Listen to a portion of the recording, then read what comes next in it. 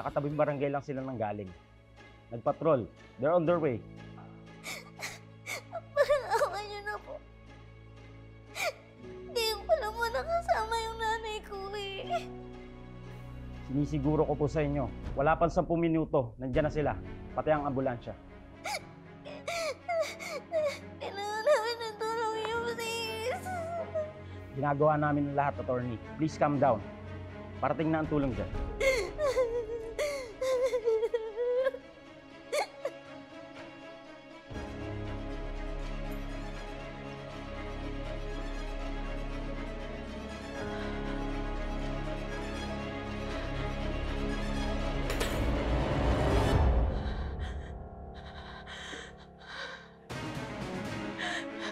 Mati!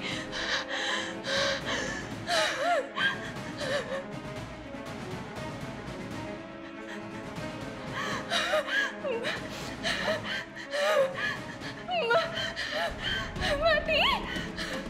Ulit? Ulit ang nangyari dito? Sinong gumawa nito? Sinong gumawa nito kay Mati? Ulit, anong nangyayari? Sinong gumawa nito kay Mati? Anong nangyayari?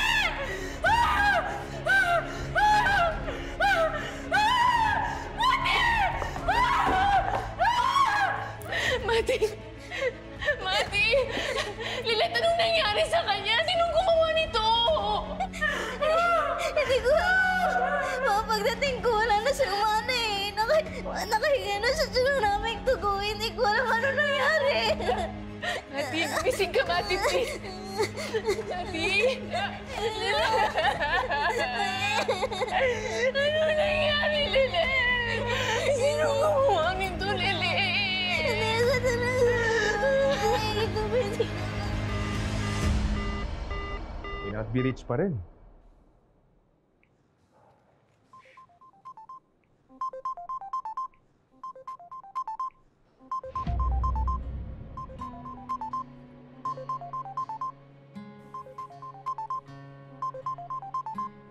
Ano kaya naka-iwan ito dito? Ramir Engano? Tatay ni Lilet. Hello? Sino to? Bakit hawak mo ang phone ni Meredith? Mr. Engano, sorry, this is Attorney Kurt Ignacio. Nakita ko lang po itong phone dito sa parking.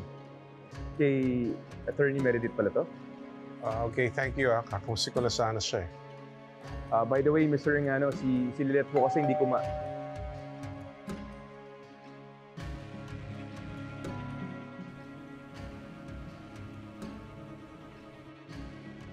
Trixie? Dad, can I stay in for tonight? Please? Of course, of course.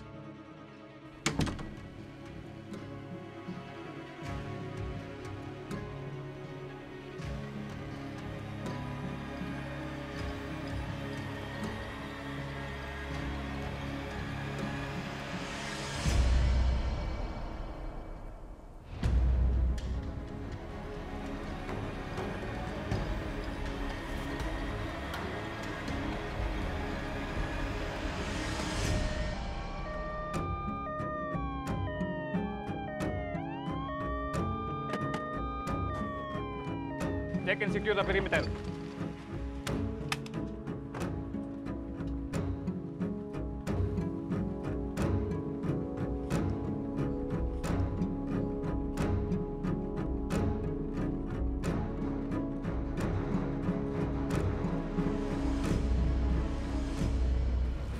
Mati, please. Mati, please, wait. Mati, please, wait. Lilet, ano? Nasaan na sila? Nasaan na sila? Malapit na daw sila eh. Sir! Tulungan niyo po kami. Tulungan niyo po yung mami ko. Mati! Gawin niyo po lahat ng magagawa. Mati! Nilagay pa ba natin siya? Oh! Do anything! Do everything, please! Mati, please!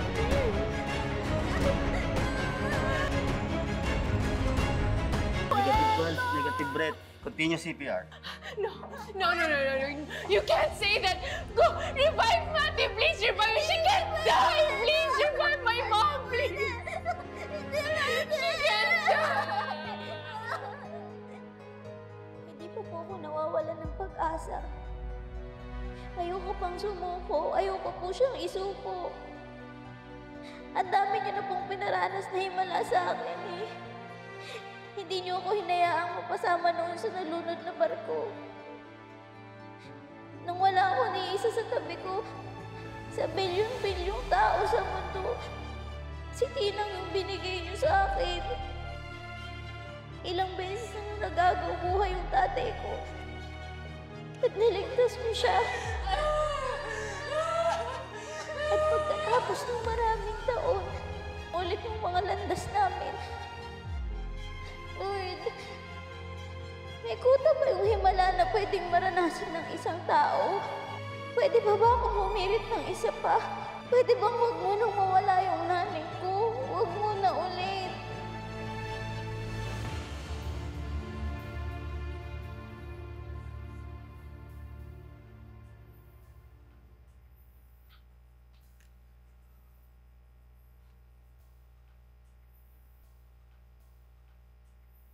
Oh, Ate Ses, nandiyan ka na pala. Sino bang sinisilip mo dyan? Inaabangan mo si Lilet. Abay, text mo. Kanina pa cannot be reached eh.